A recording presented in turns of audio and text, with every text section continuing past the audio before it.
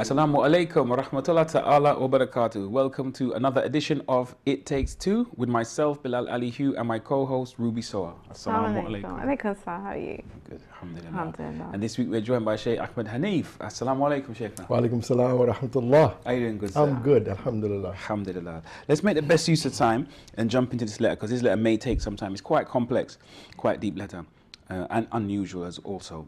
It reads, Dear It Takes Two, I am interested in getting married, but I have two issues.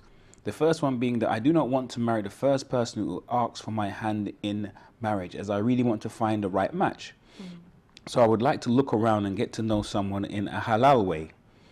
The second thing is that I am simply not attracted to the men in our community. I have a very outgoing personality and I'm very independent. And I am literally at the stage of rolling my eyes every time I meet a future prospective suitor who they all seem to repeat the same lines, and that they're looking for a nice girl who has attended a particular, university.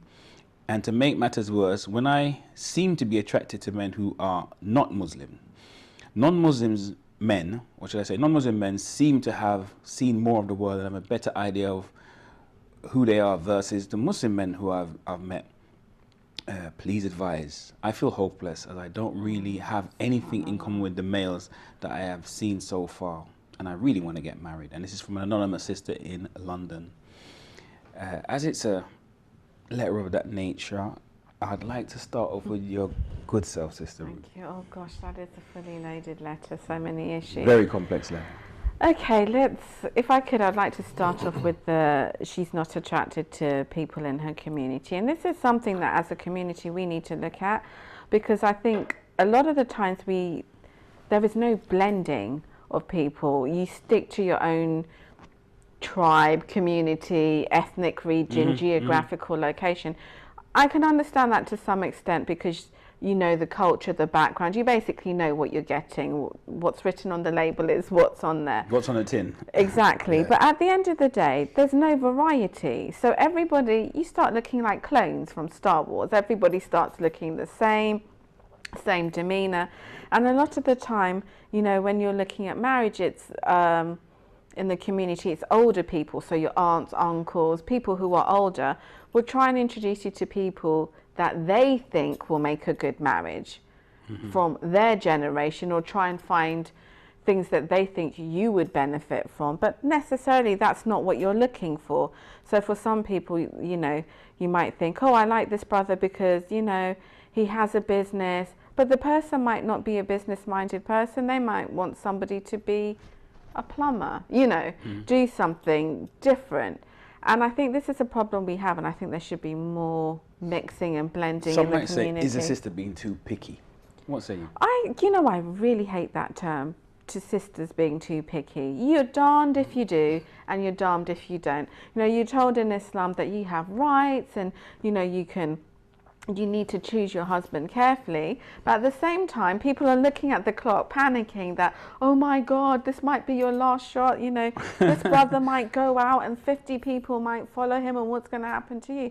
So you can't win. And for a girl, and with guys, marriage is one of the most important decisions you're going to make. So there's no fault with her saying, well, let me see what's out there. Give me some time to see if we have anything in common.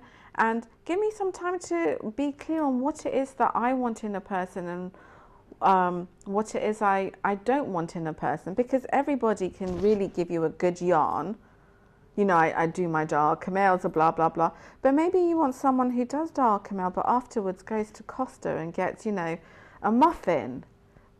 Maybe that's what you're looking for. That's going to be the deal clencher for you.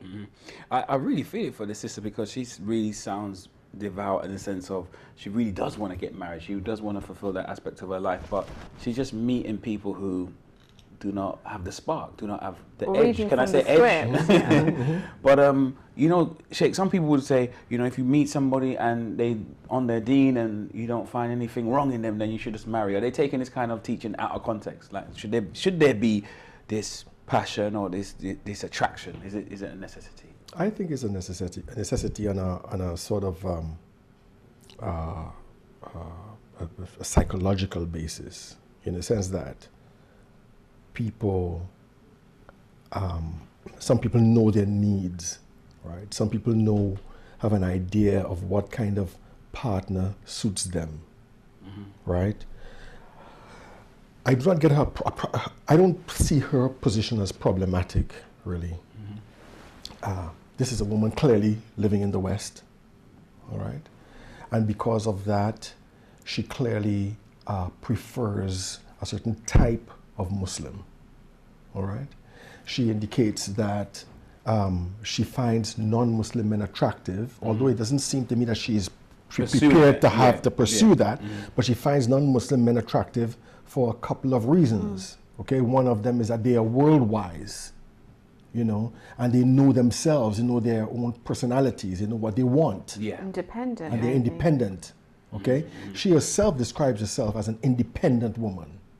Outgoing And so on. Yeah. All right? And you know, in Islam, it is quite acceptable, you know, for somebody to be, let's say, for example, to be proposed to or to propose to someone, okay, outside of the stereotypical marital context. What I mean is this. On one level, we have, for example, the situation, the scenario where, for example, my daughter or my son is now reached a marriageable age, and it is my responsibility or the responsibility of the family or the community to find somebody for them. That's one. Traditional, quite traditional, yeah. Right? Another one is that same person who's ready to be married is more prepared to find somebody for their own self or to be found by someone. Do we get controversial now? Right? I don't think it's controversial. Okay. Okay? It becomes controversial when you make a proper choice and the society does not accept it because you did not marry who they wanted you to marry. That's when it becomes a problem. Okay, okay.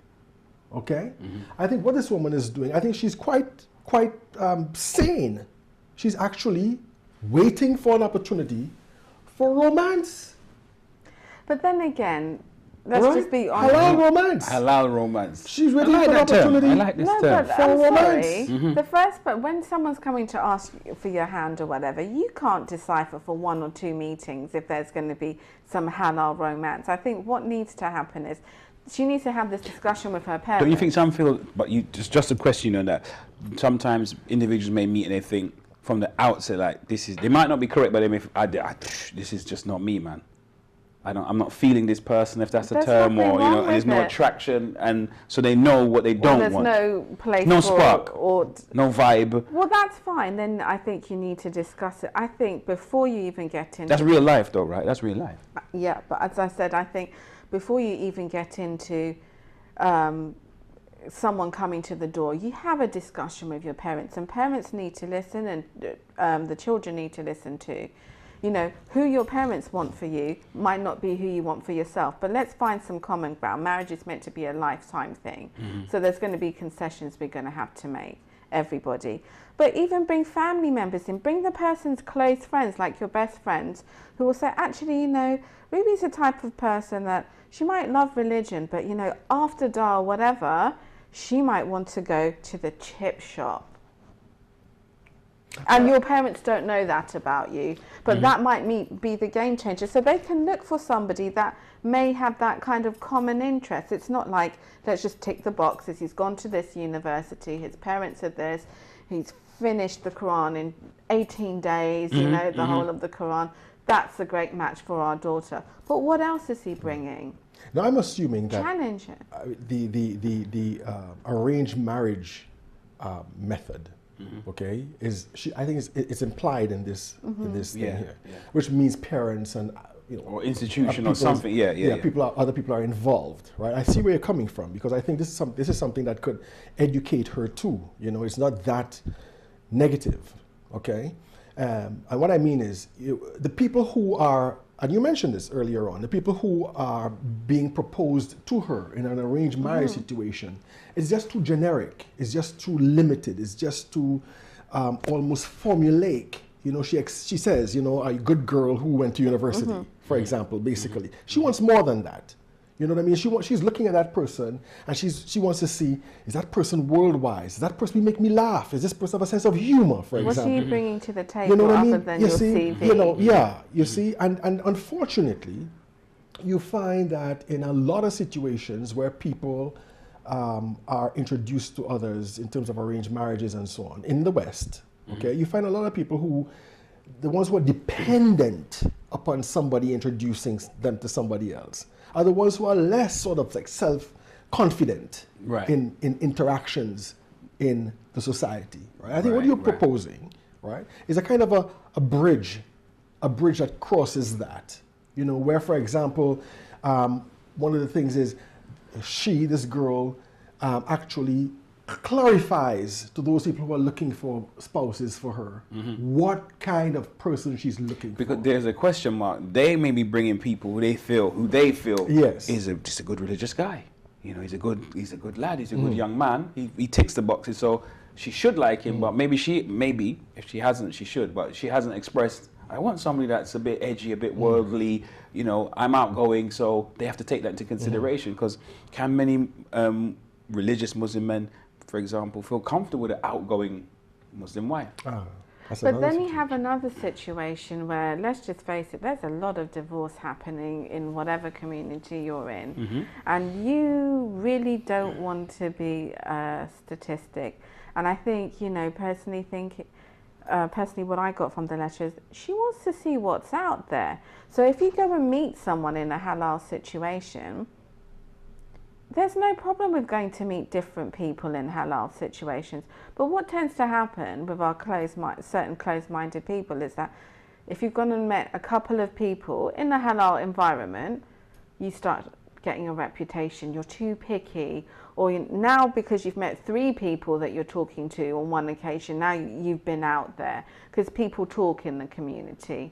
And I don't think that's fair, because you're asking people to make one of the biggest decisions on their life based on almost, you know, it's a gamble. Let's just see what happens. And girls are not prepared to do that Not with anymore. their future a wing and a prayer.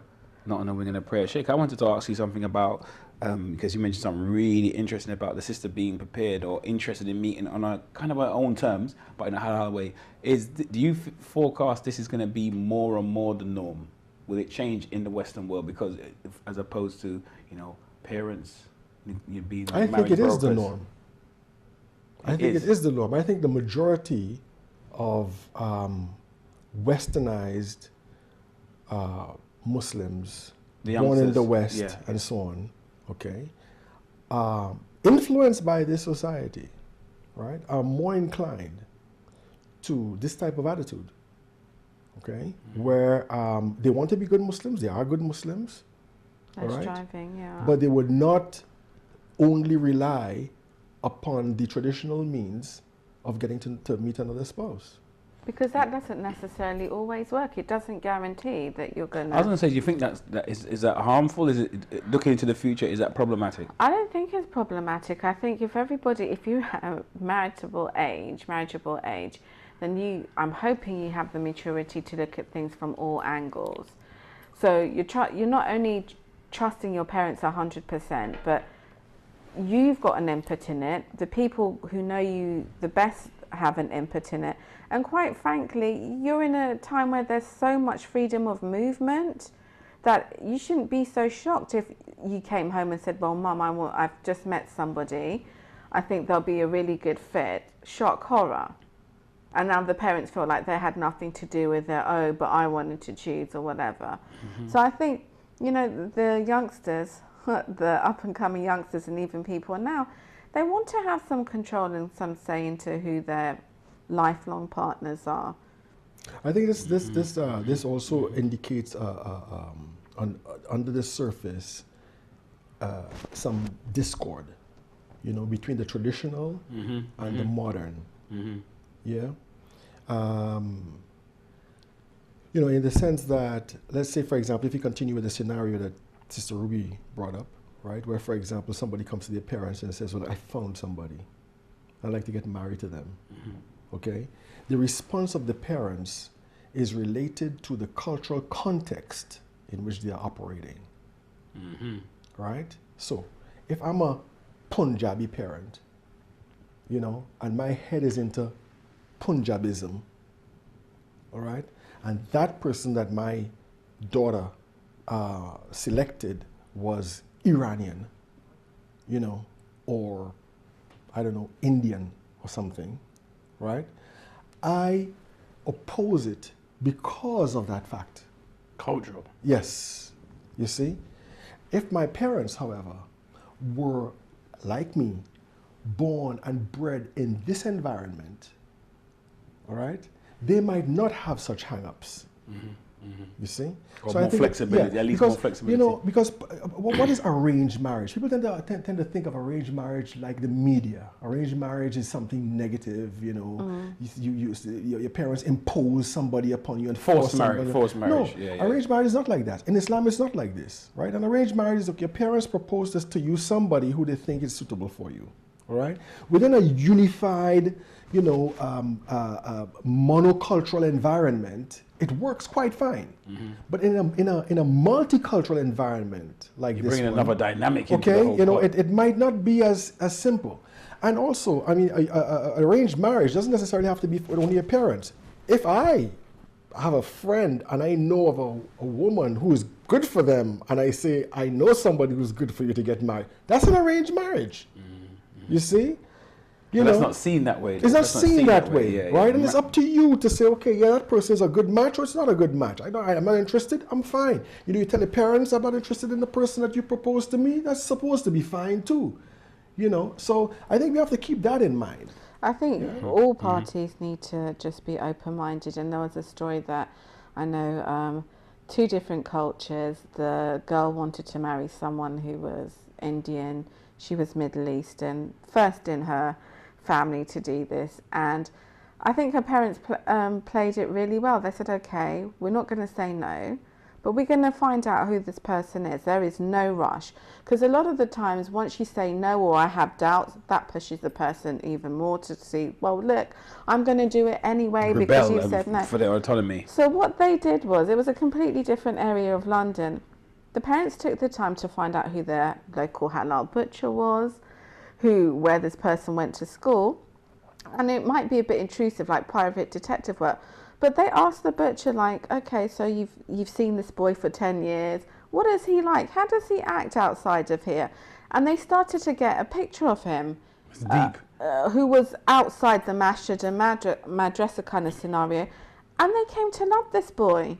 They really liked him. They thought, yeah, that's a good, I don't want to know about, you know, what does he do as, you know, what he has to do, his obligations. But what is he like? What are his friends like? Are they all in college? Do they all have trades? Or is he someone who just, you know, wants to be at the shisha bar all day, whatever? And they really got to say, well, this is a young man who's striving. He's got his own personality. I think he would be great. And they've been married for 10 years. And I think that's a good way of approaching completely it. different cultures. And because they did that, and they told them that, like, if you guys really want to marry each other, then we're going to take some time to, you know, you get to know her. You can do some background research about us. Here's where we frequent, blah, blah, blah. Feel free to go and ask about us. And they did the same. And the families are so intertwined. It's unbelievable. So, you know, be prepared that your parents aren't going to necessarily be jumping for joy. But most parents want your happiness, and they're really afraid that the marriage is going to end up in divorce. And we all have our own baggage that we come with. So I think have an open discussion. Let your parents know that I'm not really interested. It's okay to say I'm not really interested or inclined to be with this group or that group. I want something with a bit of spice or a bit of variation. It's okay to say that because you're going to be with this person for the definitely. rest of At the your end of the day, life. it's your choice and you've got to live with it. Sheikh, what do you say about the things like websites and things like that? Because there are some grey areas in terms of halal, not dating, I know it's a date, but I mean halal. I don't have much faith in marriage them, websites. right? I've known stuff like some that. people who have gotten married through meeting on the internet, not necessarily through dating websites, but through meeting on the internet. That has worked, all right? But I think dating sites and marriage sites and so forth are so full of frauds. Of catfish. Yes, of people who pretend to be what they're not. You know, I really don't have much faith in them at all. I've had some But they friends. sometimes, sorry, there's an element of them being permissible and some elements might be inappropriate or something like this? No, I'm talking about in terms of marriage. On Yeah. the surface, it's permissible. Right. On the surface, is meeting somebody for marriage. Yeah. You see, but that scenario that Sister Ruby had mentioned, okay, it's more organic in the sense that you're meeting somebody in real time outside of virtual reality. Right? Airbrushing, you know what I mean? filtering. Yeah. This person is in your Cropping. neighborhood. This Yeah. person is in a neighborhood that you can access. Yeah. Right? Remember, we're not living now in small communities anymore where everybody knows each other. We live in London. Yeah, which is Okay? travel from one You side know, to the where, other. where Yeah. it's full of strangers. You see, right? So you should be able to go into that environment and research that person and ask questions and so forth and so on to get a better idea of them. One of the very important aspects of the prophetic sunnah is to find out who their parents are, who that person's uncles and aunts are, you know, what their siblings are like, what their friends speak about them. You know, you don't just go into marriage just like that because I like you the know person. I like the person and so on. And we live in an environment like this. We live in an environment where, for example, you know, it's about individualism. You know, I meet you, I love you, I'm crazy about you, and I want to get married to you. Forget everybody else. Forget your mom. Forget your dad. Forget your uncle, and so forth. Right? From an Islamic point of view, this is not correct. You see. So I think maybe if let's say meeting people online, okay, can be followed up by this type of investigation. So once you made the Having initial Right. connection, then you can still research their circle. Exactly. You know, so a very big thing is, do they go to pray in the mosque? Are they known in the nearby Islamic center? Right? If they're not, run away from that. Unless you are also Like a person who does not go to the I mosque. think, you know, I've got some friends who've met online and it was brilliant and they've been married. Alhamdulillah, it's worked out for them. And, you know, they were so desperate to get married, it's worked. But what's happened later in life is, on paper, everything looked great. But when it came to living life, like, hello, you need to get up and go to work. Oh, I've just found out that you have clinical depression. Oh, well, that's not going to help me. You know, because you're going on the profile of the picture and, you know, just with everybody, you're going to put your best foot forward. You're not going to show, you don't have the time or people around you that are going to say, you know, this person is a bit, you know, has their quirks, but can you blend in with that? That's one of the downfalls, but I think it's a necessity because we're not in communities where we're all, let's not pretend we're all chummy and you know me, I know you, you know what I like, you know, not everybody has two parents, not everybody even, you know, you might come from a family that is not religious, or you might have siblings that are completely opposite to you. So we're in a time where it's every man and woman has to fend for themselves. The goal is, you ideally want to get married for companionship, for the pleasure of Allah, up to A to Z, you know. But you're not in a situation where that's going to happen organically. So you have to look for other routes. Before it was, in my day, that you'd go to university, you know, you go to the best universities, and that was meant to be, you know, your pool of like-minded people, and there you would, you know, your chances of meeting some great Muslim people would be better. But sometimes you'd go there and it's like, they're even worse than the people out here. So what are you going to do? Mum and dad aren't integrated in the community. Your siblings are doing their own thing. Your friends are on their own journey. You've got yourself to rely on, and that's where the internet has found a loophole that, you know, professionals, older people, even younger people, People a second time around. Yeah. exactly. But I think it doesn't have to be so problematic. Look, if you're interested in Islam, if you're interested in being a good Muslim, if you're striving to be a good Muslim, all right, that becomes who you are, and who you are attracts your friends, right? Attracts like minds. Yeah, but your right? friends could all be married. They might all be married, And they don't know What anybody. I'm saying is, you know, I want to get married. Let's say, okay. I don't know anybody. There's nobody in my environment really that I can marry to. I have to go online. Okay. Now somebody's interested in me. Okay. They should be able to follow me up. They should be able to find people who know me. Okay. Right. You know, they should be able to find people who have been involved in activities with me and so on. If I am striving to be a good Muslim, I will have such people in my orbit. Right? I will have such people in my orbit.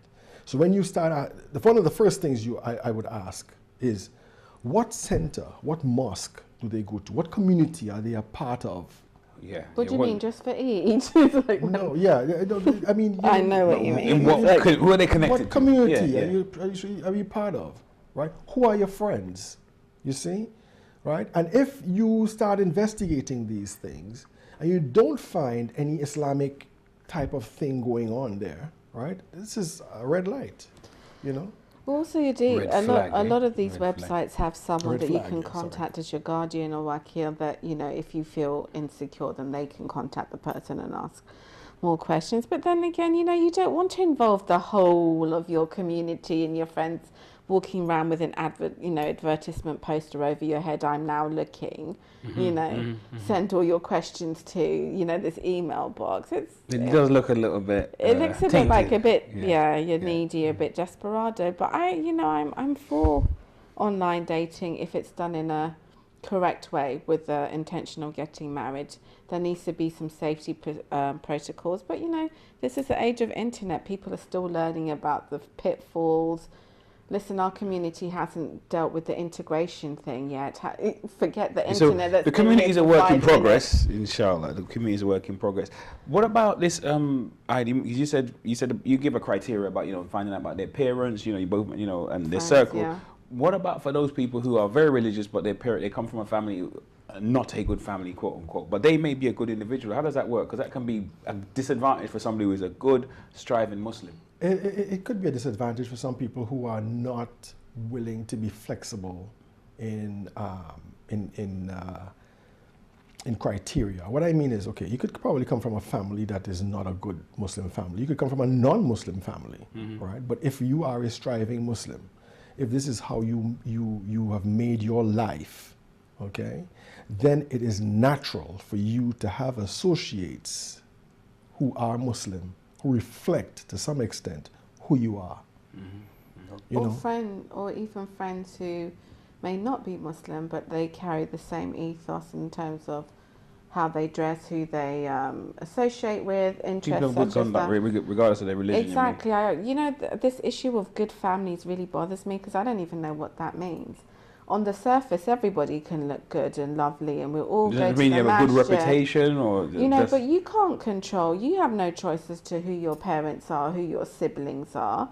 I think it's your actions, and as the Sheikh said, the way you live your daily life and the people that you're around. There's always a friend. There's always somebody who knows you and can vouch for you. You might be in an abaya, you know, once a week, but the local grocer sees you wearing something else that doesn't reflect who you are.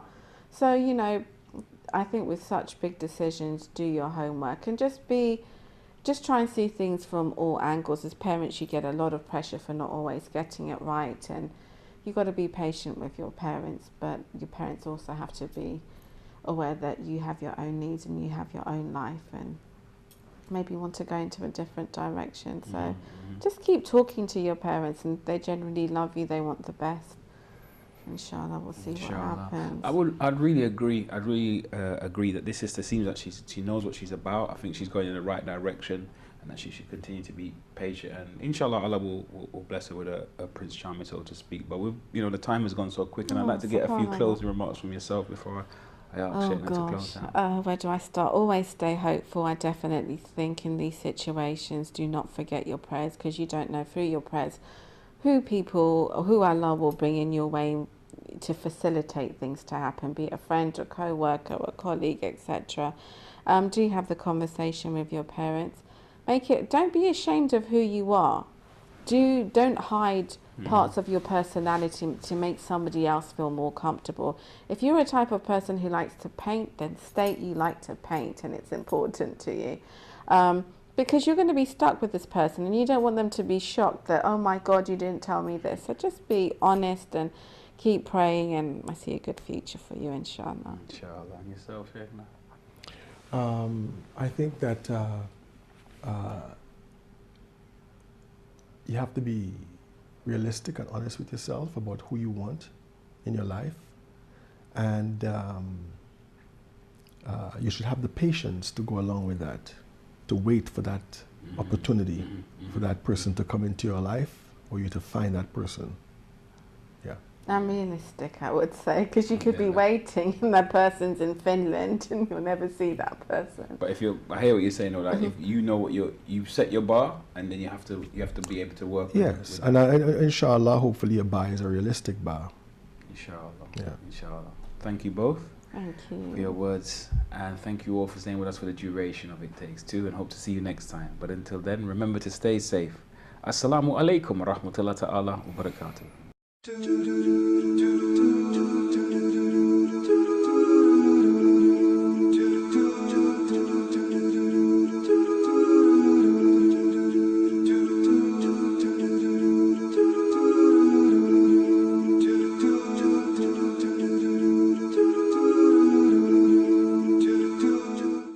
If you have any questions or queries that you would like to send to It Takes Two, please email us at ittakes2@safirtv.com.